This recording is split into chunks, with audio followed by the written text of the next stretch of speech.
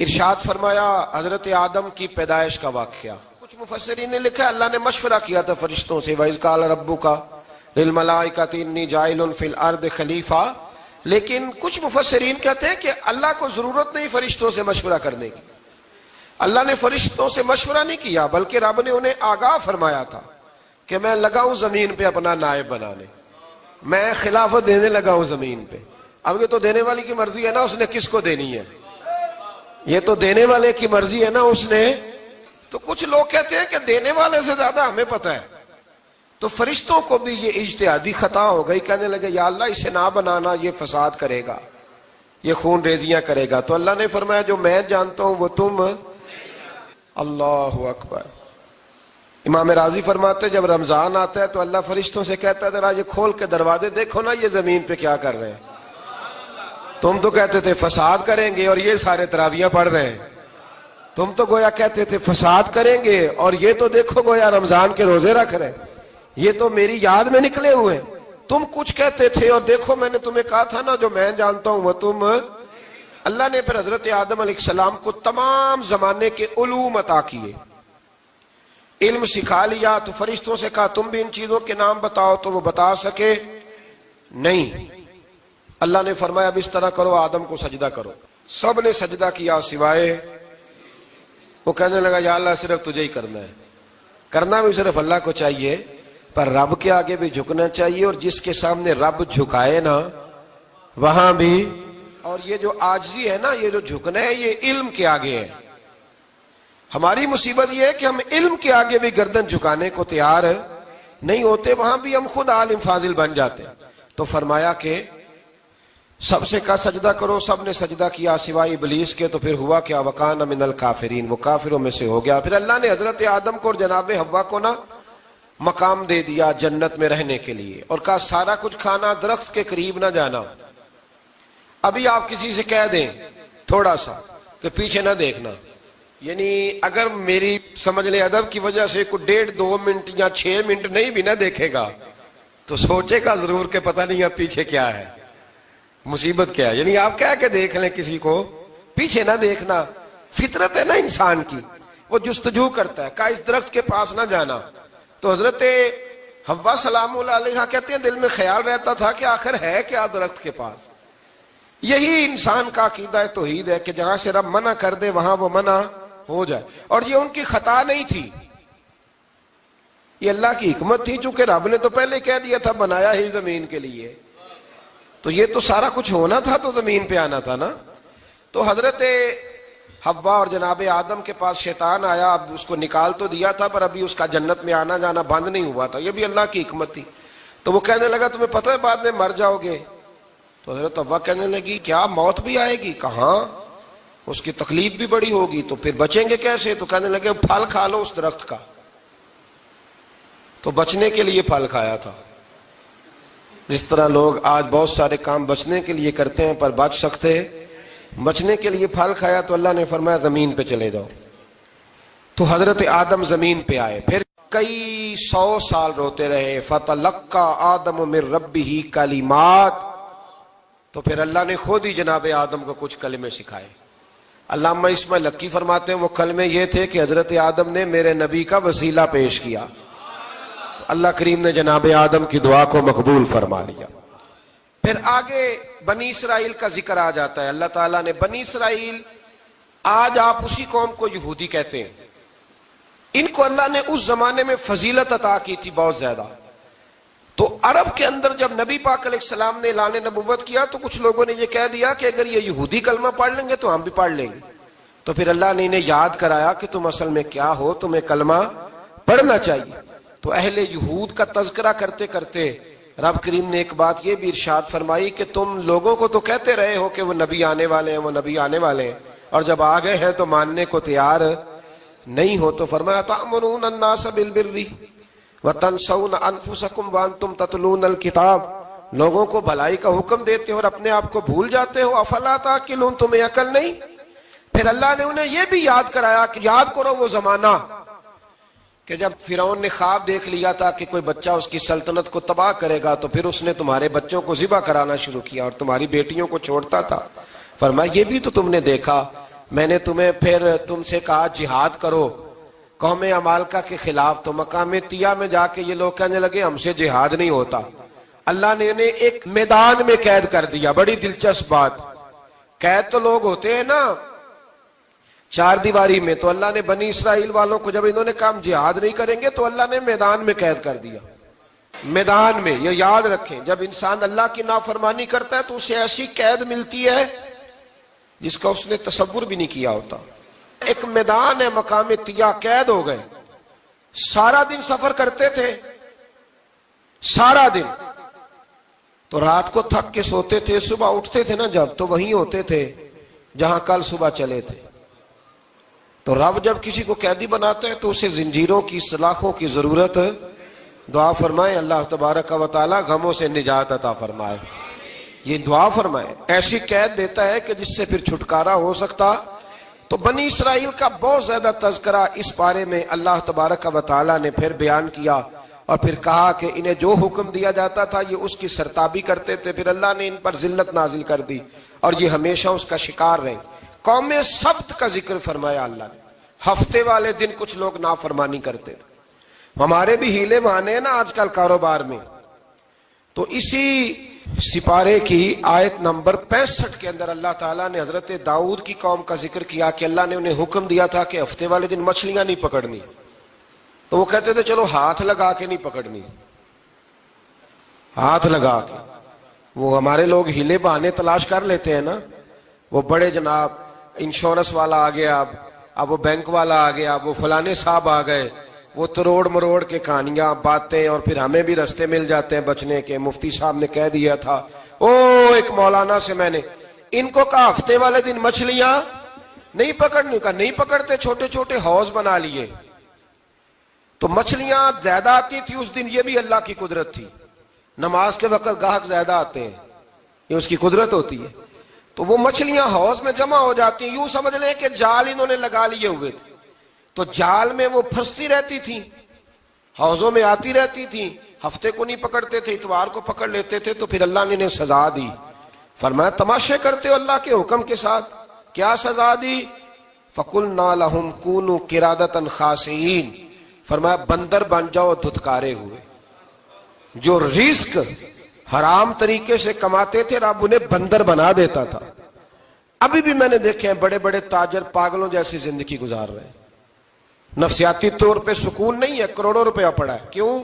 اس لیے کہ رب کے بتائے ہوئے طریقے کے مطابق تجارت نہیں کرتے۔ آگے ایک اور دلچسپ بات آ گئی، بنی اسرائیل کے اندر نا ایک شخص نے اپنے چچا کو قتل کر دیا جائیداد کے لیے۔ یہ دیکھیں کب سے لوگ جائیداد کے لیے قتل کرتے آ رہے ہیں۔ چچا کو قتل کر دیا، اور قتل کر کے حضرت موسیٰ علیہ السلام کے پاس آئے کہ میرے چچا کو کسی نے قتل کر دیا ہے، تو بتائیں کیا کرنا ہے؟ تو آپ نے فرمایا کہ گائے ذبح کرو، اور اس کا ایک ٹکڑا مقتول کو مارو، مرنے والے کو، وہ خود اٹھ کے بتا دے گا مجھے کس نے قتل کیا ہے۔ اب ارادہ نہیں تھا گائے ذبح کرنے کا تو بہانے کرنے لگے۔ ارادہ نہیں نہ ہوتا تو پھر کیا ہوتے ہیں؟ کہنے لگے گائے کس طرح کی ہو، بوڑھی ہو کہ بچی ہو، رنگ کیسا ہو، جوان ہو کہ چھوٹی ہو، حال میں ایک دفعہ چلنا سیکھ گئی ہو یا ابھی نہ سیکھی ہو۔ تو بتاتے گئے تو رب بھی شرطیں بیان کرتا گیا، گہرے زرد رنگ کی ہو، حال کے اندر اسے نہ چلایا گیا ہو، پانی نہ نکالا گیا ہو، نہ بچی ہو نہ جوان ہو، اس کے درمیان ہو۔ یہ ساری شرطیں کہاں پائی جاتی تھیں؟ حضرت موسیٰ علیہ السلام کی قوم کا ایک شخص تھا جو اللہ کا ولی تھا، وہ جب انتقال کرنے لگا نا، اللہ اکبر، دیکھو رب ولیوں کی اولادوں پر بھی کتنا فضل فرماتا ہے۔ وہ جب انتقال کرنے لگا تو ایک اس کے پاس چھوٹی سی بچیا تھی، گائے کی بچی، اس نے جنگل میں چھوڑ دی۔ کہنے لگا یا اللہ میں تیرے نام پہ چھوڑتا ہوں، میرا بچہ جوان ہو جائے تو اسے دے دینا، اور تو سرمایہ ہی کوئی نہیں۔ بچہ بڑا ہوا تو بچہ بھی بڑا نیک تھا، اپنی ماں کا بڑا فرما بردار تھا۔ اس کی ماں نے کہا بیٹا تیرے باپ نے ایک گائے چھوڑی تھی، تو بچہ جنگل میں گیا اور جا کے کہنے لگا اے اللہ میری گائے مجھ سے ملا دے۔ تو رب کریم نے وہ گائے واپس کر دی، وہ گائے گھر لے آیا۔ اب وہ کہنے لگا اماں بیچ دوں، تو اماں کہنے لگی بیٹا میرے پوچھے بغیر نہ بیچنا۔ کئی دفعہ گاہک لگے پر اس نے کہا جب تک میری اماں نہ کہے گی میں بیچوں گا۔ ادھر بنی اسرائیل والے شرطیں جتنی گائے کے بارے میں پوچھ چکے تھے، وہ ساری اسی گائے میں پائی جاتی تھی. تو یہ ڈھونڈتے ڈھونڈتے وہاں پہنچ گئے تو کہنے لگے گائے چاہیے. تو اس نے کہا بھی تمہاری مرضی سے نہیں، قیمت میری مرضی کی. ایک مفسر نے تو یہاں تک لکھا ہے کہ اس نے کہا گائے ذبح کر کے نا، تو جتنا گائے کے اندر گوشت ہوگا نا اتنا ہی کھال کے اندر تو مجھے مال بھر کے دو گے، اتنے سکے بھر کے دو گے، اتنی اشرفیاں بھر کے دو گے تو پھر تمہیں گائے دوں گا. تو پھر یہ گائے انہیں ملی اور یہ گائے لے کر کے آئے. زیادہ سوالات نہ کرتے تو زیادہ الجھتے نہ. ہم بھی دین کے معاملے میں بڑے سوال جواب کرتے ہیں، اتنا سوال کریں جتنی اس کی ضرورت ہے. ان لوگوں نے سوالات زیادہ کیے تو پھر الجھ زیادہ گئے. تو میرے بھائی اس کا ذکر بھی اللہ تبارک و تعالیٰ نے پہلے پارے کے اندر بیان فرمایا. پھر اللہ کریم نے فرمایا کہ کچھ ایسے لوگ بھی ہیں یہودیوں میں سے جن کا دعویٰ ہو گیا ہے کہ ہم اللہ کے بڑے پیارے ہیں. فرمایا یہ صرف ان کے منہ کی باتیں ہیں، یہ تو قیامت میں پتہ چلے گا نا کہ اللہ کا پیار کس کے ساتھ زیادہ ہے.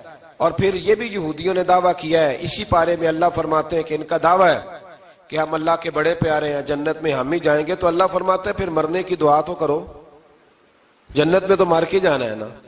لیکن رب فرماتے ہیں یہ کبھی مرنے کی دعا نہیں کریں گے، اس لیے کہ انہیں پتہ ہے کہ ہم نے آخرت کے لیے کیا بھیجا. لیکن جی پہلا حکم آ گیا یا ایھا الذین آمنوا کہہ کے، پہلی آیت قرآن پاک کی پہلے سپارے میں پہلی آیت جس میں اللہ نے کہا یا ایھا الذین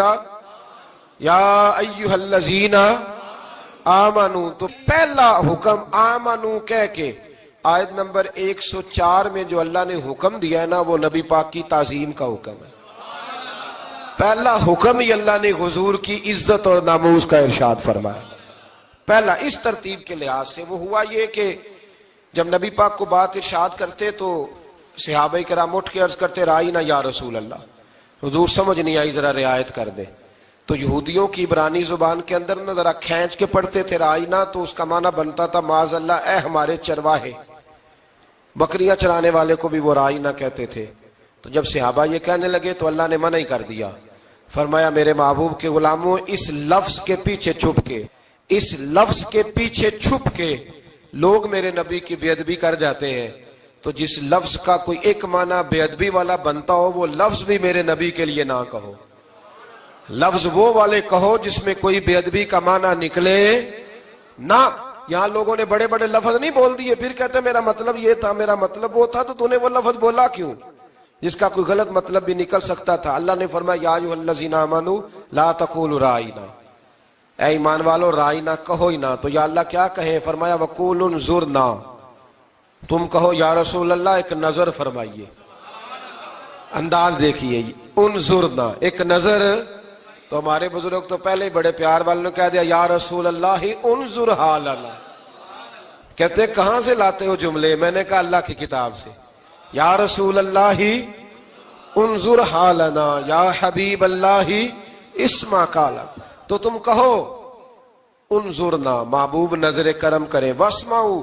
اور کیا ضرورت ہے دوبارہ پوچھنے کی؟ اللہ کہتا ہے پہلے ہی دھیان سے سنا کرو، پہلے ہی واسمعوا، پہلے ہی احتیاط سے سنو. وللکافرین عذاب علیم، اور کافروں کے لیے دردناک عذاب ہے. لیکن جی اسی پارے میں اللہ تبارک و تعالیٰ نے پھر اہل یہود کا ذکر کیا. تو یہود کہنے لگے کہ ہم حضرت ابراہیم کے ماننے والے ہیں. تو اللہ کریم نے وہ بھی ذکر کیا کہ میں نے تو ابراہیم کو آزمایا ہے.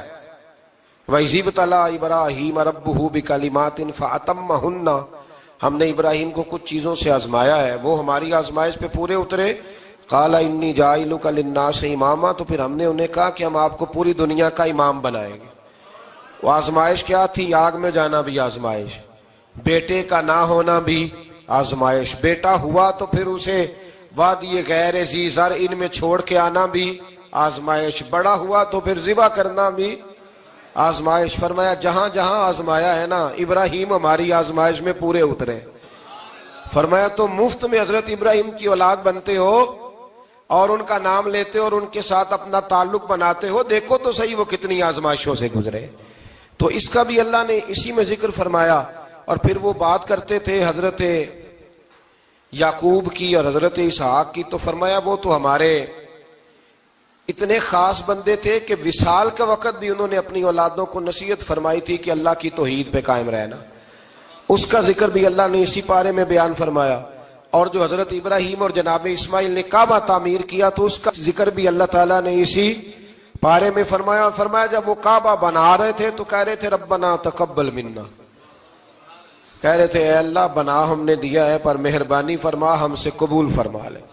تو جو آیہ کریمہ آخر میں عرض کرنا چاہتا ہوں اس پر بھی تھوڑی توجہ فرمائیں گے تو بات بڑی نکھر کے باہر آئے گی. یہ 16ویں رکوع کے اندر اللہ نے پھر یہود کا اور عیسائیت کا ذکر فرمایا. تو اللہ کریم نے ایک بات ارشاد فرمائی. یہودیوں کے ہاں جب کوئی بچہ پیدا ہوتا تھا وہ پیلے رنگ کے ساتھ اس کو رنگتے تھے، یا کوئی خاص رنگ تھا ان کا.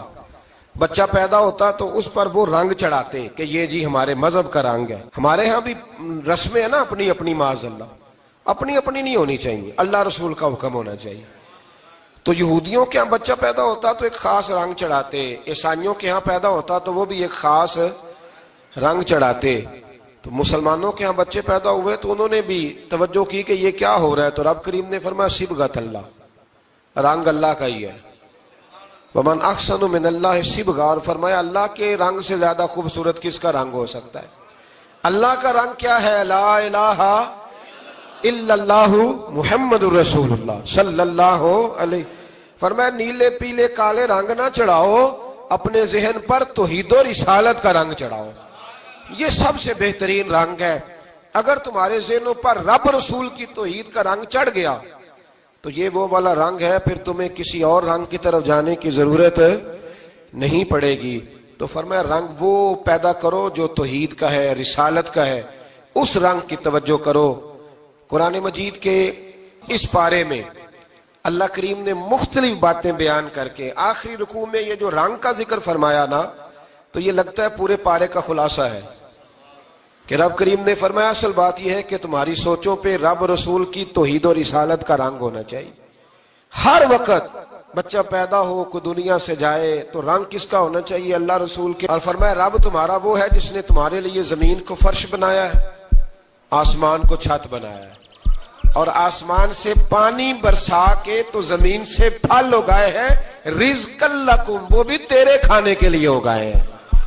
وہ جو آسمان سے بارش برسا کے زمین سے سبز اور پھل اگائے ہیں تو وہ بھی تیرے لیے. جب سارا کچھ تیرے لیے بنایا تو بھی تو عبادت کرنا اپنے رب کی، پھر کسی کو اس کا شریک نہ ٹھہرا. ایک چیلنج بھی کیا قرآن مجید نے اس رکوع کے اندر. کہا کرتے تھے مکے کے لوگ کہ آپ قرآن مجید کی آیتیں نبی کریم علیہ السلام سے کہا کرتے تھے کہ معاذ اللہ آپ خود بناتے ہیں، بنا کے لاتے ہیں. تو اللہ کریم نے فرمایا وَإِن كُنتُمْ فِي رَيْبٍ مِّمَّا نَزَّلْنَا عَلَىٰ عَبْدِنَا فَأْتُوا بِسُورَةٍ مِّن مِّثْلِهِ، اگر تمہیں شک ہو نا اس میں جو ہم نے بندہ خاص پہ نازل کیا ہے تو تم بھی اس جیسی ایک صورت بنا کے لاؤ. پڑھے لکھے تو تم بھی ہو نا، مکے میں تم بھی رہتے ہو، تو ایک صورت بنا کے لاؤ. قرآن مجید ہم سے چھینا گیا ہے سازش کے تحت، اس لیے کہ جس قوم کو قرآن آ جاتا ہے نا پھر کوئی کافر اس کا مقابلہ نہیں کر سکتا. دیکھیں نا اگر کافروں کے پاس جواب ہوتا قرآن پاک کا تو بدر اور احد میں نا کوئی آیت بنا کے لاتے، قرآن کے مقابلے کی تلواریں لے کے نہ آتے. ان کے پاس جواب ہی نہیں تھا. اور قیامت تک کسی کافر کے پاس قرآن مجید کا کوئی جواب، قرآن کا کوئی جواب، قسم اللہ کی جواب کوئی نہیں قرآن کا، اس کا کوئی جواب نہیں. کیا بات ہے قرآن پاک کی. وہ ایک دفعہ مسلمہ کذاب بے ایمان کہنے لگا میں نے بنا لیا ہے قرآن پاک کا جواب. معاذ اللہ. جواب کیا بنایا؟ وہ صورت ہے نا القاریۃ ما القاریہ وما ادراک ما القاریہ، کھڑکھڑانے والی کیا ہے، کھڑکھڑانے والی تمہیں کیا پتا کیا ہے کھڑکھڑی، قیامت کا ذکر ہے. کہنے لگا میں نے اس جیسی صورت بنا لیا. تو کیا بنایا؟ الفیل ملفیل وما ادراک ما الفیل. کہنے لگا ہاتھی، تمہیں کیا پتا کیا ہاتھی، تم کیا جانو کیا ہاتھی. تو پاس جو اس کے اپنے بیٹھے تھے نا چیلے، کہنے لگے چپ کر جا، سارے زمانے کو پتا ہے ہاتھی کیا ہوتا ہے. تو پاگل ہے، اس کے دو کان ہوتے ہیں، ایک سونڈ ہوتی ہے، چار اس کے پیر ہوتے ہیں. بیوقوف آدمی قرآن کا مقابلہ کرنا ہے تو کچھ چج کے ساتھ کر، پاگلوں کی طرح مقابلہ کرے گا، جوتے کھائے گا بھی ہمیں بھی پڑھوائے گا. تو قرآن مجید کا کوئی مقابلہ کر سکا؟ تو اس آیہ مبارکہ میں اللہ نے کافروں کو یہ کہا اگر مقابلہ نہیں کر سکتے تو پھر اللہ سے ڈرو ورنہ دوزخ میں ڈالے جاؤ گے. وہ جس کا ایندھن آدمی اور پتھر ہے اور بنائی بھی کافروں کے لیے گئی ہے. اعدت للکافرین، جہنم کس کے لیے بنائی گئی ہے؟ کافروں اور منافقوں کے لیے. مسلمانوں کے لیے بنائی گئی. مسلمان مرضی سے چھلانگے لگائیں تو ان کی موج ہے، ورنہ ان کے لیے جہنم، ان کے لیے اللہ نے جنت بنائی ہے. اور یہ بات کرتے ہی رب کریم نے فرمایا اے محبوب علیہ الصلوۃ والسلام مومنوں کو خوشخبری دے دیں کہ اللہ نے ان کے لیے جنت بنائی ہے، اس میں باغات ہیں، انہیں رزق دیا جائے گا کھانے کے لیے، اور اس میں انہیں پاکیزہ بیویاں دی جائیں گی، اور پھر وہ اس میں ہمیشہ رہیں گے، انہیں اس سے نکالا نہیں جائے گا. آگے جو آیات کریمہ ہے نا، اس کے اندر اللہ تبارک و تعالیٰ نے فرمایا ہے کہ اللہ حیا نہیں کرتا سمجھانے کے لیے مچھر کی مثال بھی دینی پڑے. فرمایا قرآن سے کچھ لوگ ہدایت حاصل کرتے ہیں اور کچھ گمراہ ہو جاتے ہیں. جب لوگ اپنی مرضی کی تشریحات چاہتے ہیں تو گمراہ ہوتے ہیں، اور جب قرآن کو رسول اللہ صلی اللہ علیہ وسلم اور امت مسلمہ کی تشریحات کی روشنی میں سمجھتے ہیں تو پھر اللہ ہدایت عطا فرماتا ہے. پھر اللہ تبارک و تعالیٰ نے آگے ارشاد فرمایا حضرت آدم کی پیدائش کا واقعہ. کچھ مفسرین نے لکھا اللہ نے مشورہ کیا تھا فرشتوں سے، وَإِذْ قَالَ رَبُّكَ لِلْمَلَائِكَةِ إِنِّي جَاعِلٌ فِي الْأَرْضِ خَلِيفَةً. لیکن کچھ مفسرین کہتے ہیں کہ اللہ کو ضرورت نہیں فرشتوں سے مشورہ کرنے کی. اللہ نے فرشتوں سے مشورہ نہیں کیا، بلکہ رب نے انہیں آگاہ فرمایا تھا کہ میں لگا ہوں زمین پہ اپنا نائب بنانے، میں خلافت دینے لگا ہوں زمین پہ. اب یہ تو دینے والی کی مرضی ہے نا، اس نے کس کو دینی ہے، یہ تو دینے والے کی مرضی ہے نا اس نے. تو کچھ لوگ کہتے ہیں کہ دینے والے سے زیادہ ہمیں پتہ ہے. تو فرشتوں کو بھی یہ اجتہادی خطا ہو گئی، کہنے لگے یا اللہ اسے نہ بنانا، یہ فساد کرے گا، یہ خون ریزیاں کرے گا. تو اللہ نے فرمایا جو میں جانتا ہوں وہ تم. اللہ اکبر. امام راضی فرماتے جب رمضان آتا ہے تو اللہ فرشتوں سے کہتا ہے ذرا یہ کھول کے دروازے دیکھو نا یہ زمین پہ کیا کر رہے ہیں. تم تو کہتے تھے فساد کریں گے اور یہ سارے تراویحیں پڑھ رہے ہیں. تم تو گویا کہتے تھے فساد کریں گے اور یہ تو دیکھو گویا رمضان کے روزے رکھ رہے ہیں، یہ تو میری یاد میں نکلے ہوئے ہیں. تم کچھ کہتے تھے اور دیکھو میں نے تمہیں کہا تھا نا جو میں جانتا ہوں وہ تم. اللہ نے پھر حضرت آدم علیہ السلام کو تمام زمانے کے علوم عطا کیے، علم سکھا لیا. تو فرشتوں سے کہا تم بھی ان چیزوں کے نام بتاؤ، تو وہ بتا سکے نہیں. اللہ نے فرمایا اب اس طرح کرو آدم کو سجدہ کرو. سب نے سجدہ کیا سوائے وہ. کہنے لگا یا اللہ صرف تجھے ہی کرنا ہے. کرنا بھی صرف اللہ کو چاہیے، پر رب کے آگے بھی جھکنا چاہیے، اور جس کے سامنے رب جھکائے نا وہاں بھی. اور یہ جو عاجزی ہے نا، یہ جو جھکنا ہے، یہ علم کے آگے ہے. ہماری مصیبت یہ ہے کہ ہم علم کے آگے بھی گردن جھکانے کو تیار نہیں ہوتے، وہاں بھی ہم خود عالم فاضل بن جاتے. تو فرمایا کہ سب سے کہا سجدہ کرو، سب نے سجدہ کیا سوائے ابلیس کے. تو پھر ہوا کیا وکان من الکافرین، وہ کافروں میں سے ہو گیا. پھر اللہ نے حضرت آدم کو اور جناب حوا کو نا مقام دے دیا جنت میں رہنے کے لیے، اور کہا سارا کچھ کھانا، درخت کے قریب نہ جانا. ابھی آپ کسی سے کہہ دیں تھوڑا سا کہ پیچھے نہ دیکھنا، یعنی اگر میری سمجھ لیں ادب کی وجہ سے کوئی 1.5-2 منٹ یا 6 منٹ نہیں بھی نہ دیکھے گا تو سوچے گا ضرور کہ پتہ نہیں اب پیچھے کیا ہے، مصیبت کیا ہے. یعنی آپ کہہ کے دیکھ لیں کسی کو پیچھے نہ دیکھنا. فطرت ہے نا انسان کی، وہ جستجو کرتا ہے، کہا اس درخت کے پاس نہ جانا. تو حضرت حوا سلام اللہ علیہ کہتے ہیں دل میں خیال رہتا تھا کہ آخر ہے کیا درخت کے پاس. یہی انسان کا عقیدہ توحید ہے کہ جہاں سے رب منع کر دے وہاں وہ منع ہو جائے. اور یہ ان کی خطا نہیں تھی، یہ اللہ کی حکمت تھی، چونکہ رب نے تو پہلے کہہ دیا تھا بنایا ہی زمین کے لیے، تو یہ تو سارا کچھ ہونا تھا تو زمین پہ آنا تھا نا. تو حضرت حوا اور جناب آدم کے پاس شیطان آیا، اب اس کو نکال تو دیا تھا پر ابھی اس کا جنت میں آنا جانا بند نہیں ہوا تھا، یہ بھی اللہ کی حکمت تھی. تو وہ کہنے لگا تمہیں پتہ ہے بعد میں مر جاؤ گے. تو حضرت حوا کہنے لگی کیا موت بھی آئے گی؟ کہاں، اس کی تکلیف بھی بڑی ہوگی، تو پھر بچیں گے کیسے؟ تو کہنے لگے پھل کھا لو اس درخت کا. تو بچنے کے لیے پھل کھایا تھا.